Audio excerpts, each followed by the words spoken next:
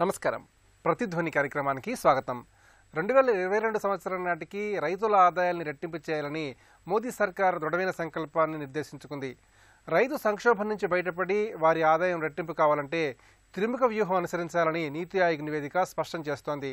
అభివృద్ధిపరమైన చర్యలు, సాంకేతిక మార్పులు, విధానపరమైన సంస్కరణలపై ప్రభుత్వం దృష్టి పెట్టాలన్నది నీతి ఆయోగ్ సిఫార్సుల సారాంశం. రైతుల ఇన్పుట్ సబ్సిడీ మొదలు సాగునీటి సౌకర్యాలు, సాగు విధానాలు, గిట్టుబాటు ధర, వ్యవసాయానుబంధ కార్యకలాపాలు, మార్కెటింగ్ సంస్కరణలు, భూమి లీజు విధానాల దాకా అనేక అంశాలు త్రిముఖ వ్యూహంలో భాగంగా ఉన్నాయి. ఈ నేపథ్యంలో రైతుల ఆదాయం రెట్టింపు చేయడానికి నీతి ఆయోగ్ సూచించిన త్రిముఖ వ్యూహంపై ప్రతిధ్వని చర్చను చేపట్టింది. ఈ చర్చలో పాల్గొంటున్న ప్రముఖులు డాక్టర్ జీవి రామాంజనేయులు గారు, సుస్థిర వ్యవసాయ కేంద్ర సంచాలకులు ప్రొఫెసర్ అరిబండి ప్రసాదరావు గారు, ప్రముఖ వ్యవసాయ శాస్త్రవేత్త డాక్టర్ పిడిగం సైదయ్య గారు, ప్రముఖ వ్యవసాయ శాస్త్రవేత్త, ఉద్యాన విశ్వవిద్యాలయం డాక్టర్ పి భాస్కరరావు గారు, లోక్సత్తా వ్యవసాయ విభాగం నాయకులు.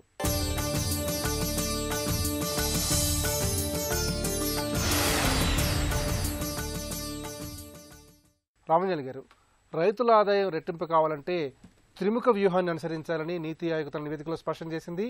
మరి నీతి ఆయోగ్ ప్రతిపాదించినటువంటి ఈ త్రిముఖ వ్యూహాన్ని ఏ విధంగా విశ్లేషణ చేసుకోవాలి? చాలా రోజుల తర్వాత కేంద్ర ప్రభుత్వం నుంచి ఒక స్ట్రాటజీ లాగా వ్యవసాయానికి సంబంధించి ఏం చేయాలి అన్న దాని గురించి ఒక స్ట్రాటజీ అనౌన్స్ చేయడం జరిగింది. అది అభివృద్ధిపరమైన చర్యలు చేపట్టాలని, అట్లాగే సాంకేతికపరమైన చర్యలు, తర్వాత సంస్కరణలు కొన్ని తీసుకురావాలి అన్న దాని గురించి. అయితే దాదాపు గత 20 సంవత్సరాల నుంచి వచ్చిన ప్రభుత్వాలన్నీ కూడా, అంటే కేంద్రంలో మారిన 3-4 ప్రభుత్వాలు కానీ, రాష్ట్రాలలో మారిన 5-6 ప్రభుత్వాలు కానీ ఇవే మాట్లాడుతూ వచ్చాయి. అయితే దానికి తోడు కేంద్ర ప్రభుత్వము వచ్చే 5 ఏళ్ల కాలంలో ఆదాయాలు రెట్టింపు చేస్తామని 3 ఏళ్ల క్రితం చెప్పారు. ఆ నేపథ్యంలో ఏం చేద్దాం అనుకుంటున్నారు అన్న దృష్టిలో ఇదంతా మనం ఆలోచించుకోవాల్సిన అవసరం అయితే ఉన్నది. మనకి ఇప్పుడు దాకా అవైలబుల్గా ఉన్న ఇన్ఫర్మేషన్ అంతా చూస్తే నేషనల్ శాంపుల్ సర్వే డేటా కానీ, లేకపోతే మిగిలిన నివేదికల ఆధారంగా అన్నీ చూస్తే సగటు ఆదాయం ఈరోజు 5,000 రూపాయలు కుటుంబానికి ఉన్నది. వ్యవసాయ ఆధార కుటుంబానికి సగటు ఆదాయం 5,000 రూపాయలు భారతదేశంలో ఉన్నది. అది రెట్టింపు చేస్తామా, 2-3 చేస్తామా అన్నది కాదు విషయం. ఎందుకంటే ఈ 5,000 రూపాయలతో బ్రతకలేని పరిస్థితుల్లో అయితే ప్రజలు ఉన్నారు.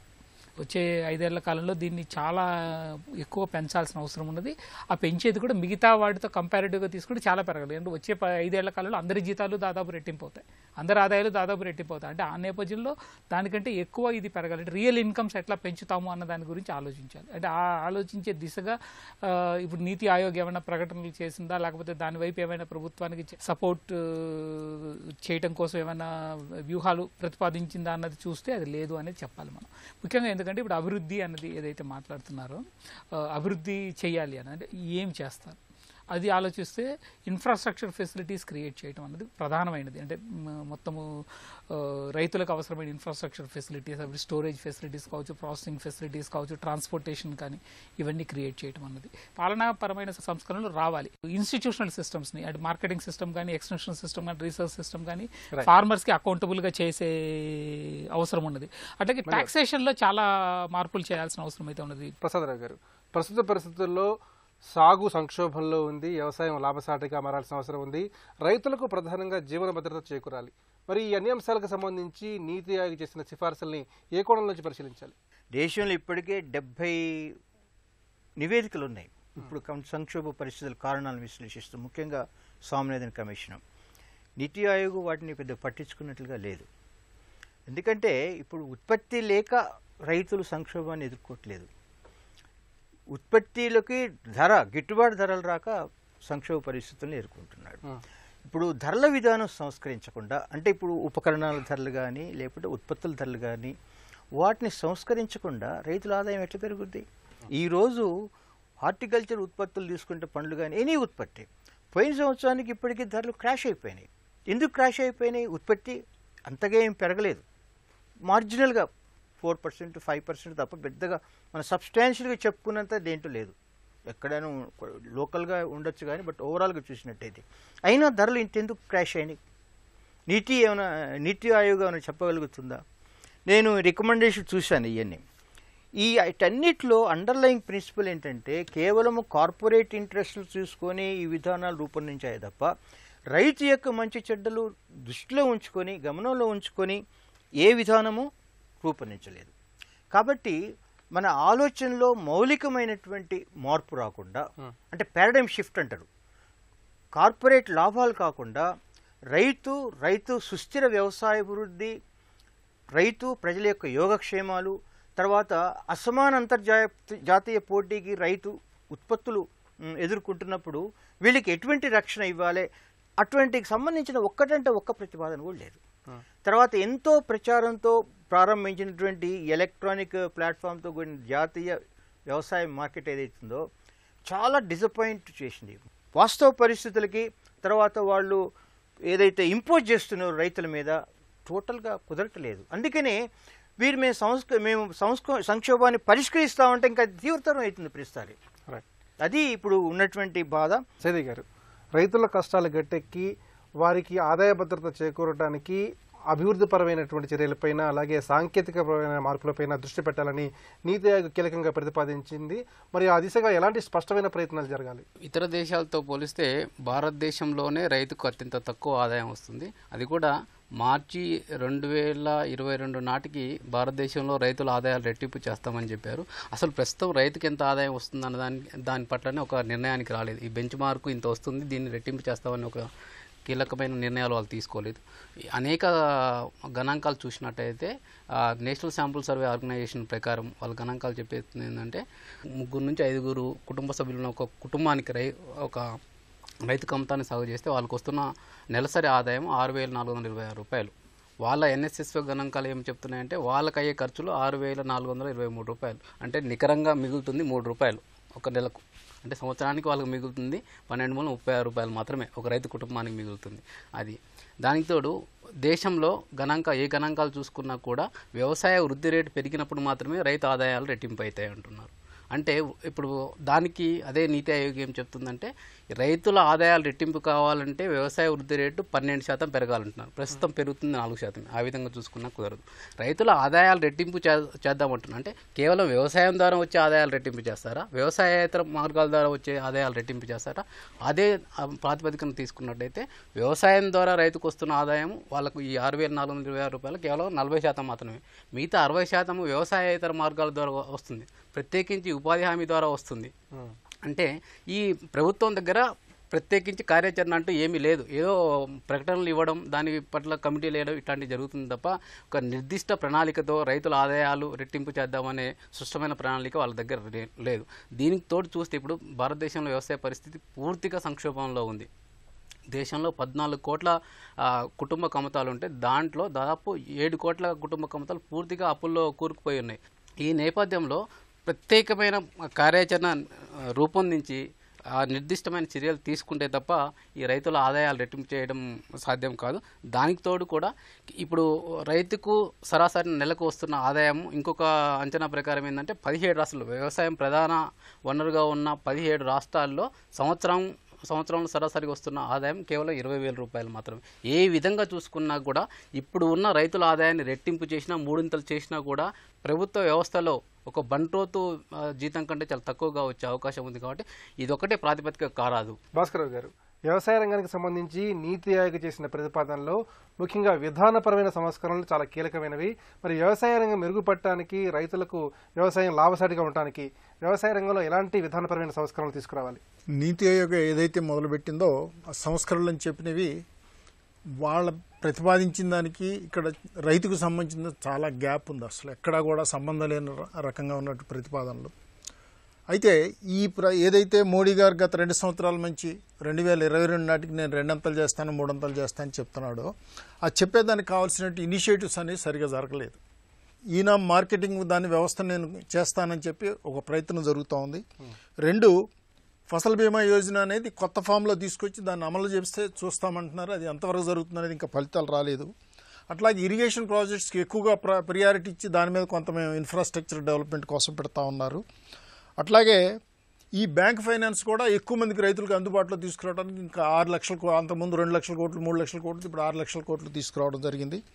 అట్లాగే పవర్ సప్లై కూడా ఇంతకంటే కూడా ఎక్కువ. ఇవి కొన్ని 4-5 మెజర్స్ ఉన్న వాటి మీద కొద్దిగా పెరిగింది. కానీ ఇవి చాలవు. ఇవన్నీ కూడా ఒక రకమైనటువంటి చిన్న చిన్న ప్రయత్నాలు తప్ప వీటితోనే ఎక్కడ ఏం జరగదు. అసలు ముందు రైతు ఇవాళ ఏమి ఉన్నా లేకపోయినా సరే ఇవాళ దేశంలో ఎవరు కూడా ఆహారం లేక చనిపోతున్నటువంటి పరిస్థితి లేదు. ఆహార భద్రత అనేది నువ్వు ఏమి లేకపోయినా సరే, ఎటువంటి ఫెసిలిటీస్ నష్టాలతో కూడా రైతులు ఇవాళ దేశానికి కావాల్సిన 25 కోట్ల ఆహార ధాన్యాల కంటే కూడా 27-28 కోట్ల టన్నుల ఆహార ధాన్యాలు పండిస్తున్నారు. ఎప్పుడు వాళ్ళు నష్టపోతూ, వాళ్ళ కుటుంబాలు నాశనం అవుతూ, అప్పుల పాలవుతూ చేస్తున్నటువంటి సందర్భం ఇది.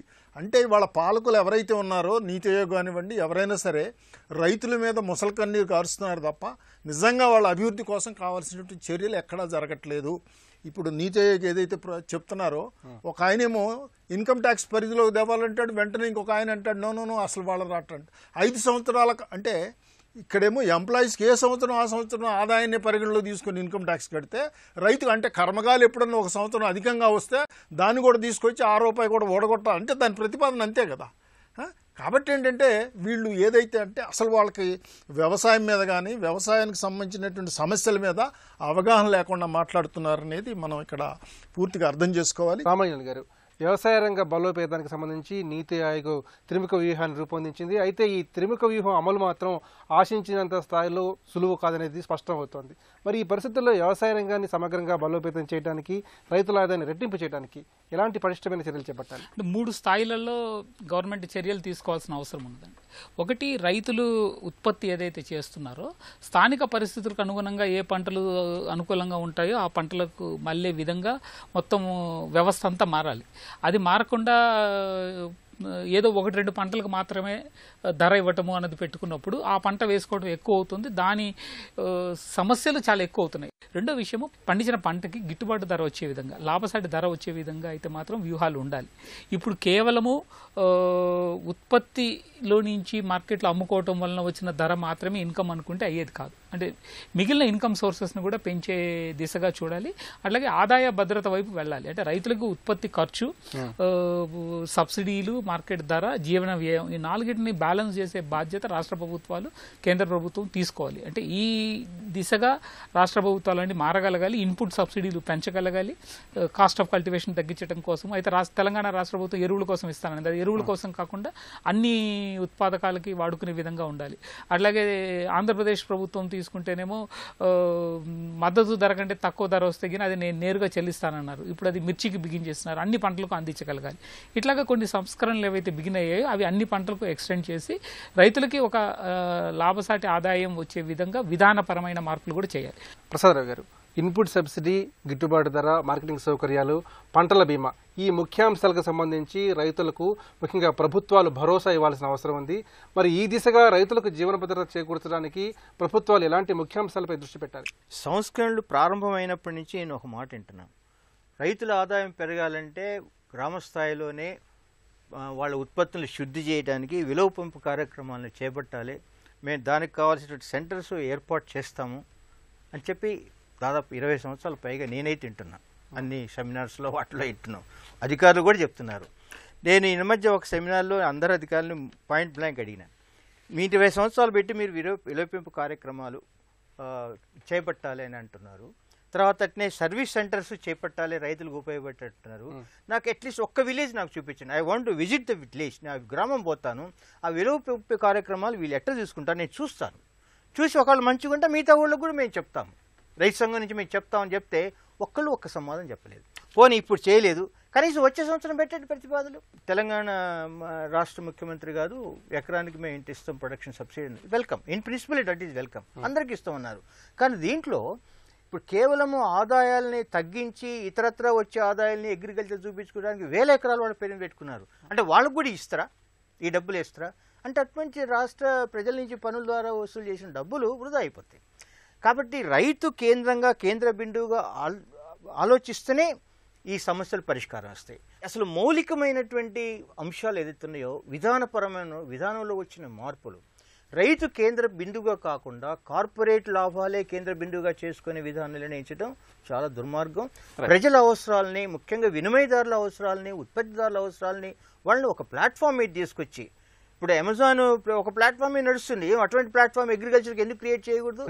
వ్యవసాయ రంగంలో దాదాపు 60 నుంచి 70% మేర సన్న చిన్నకారు రైతులు, కౌలు రైతులు, అలాగే మహిళలే ఉన్నారు.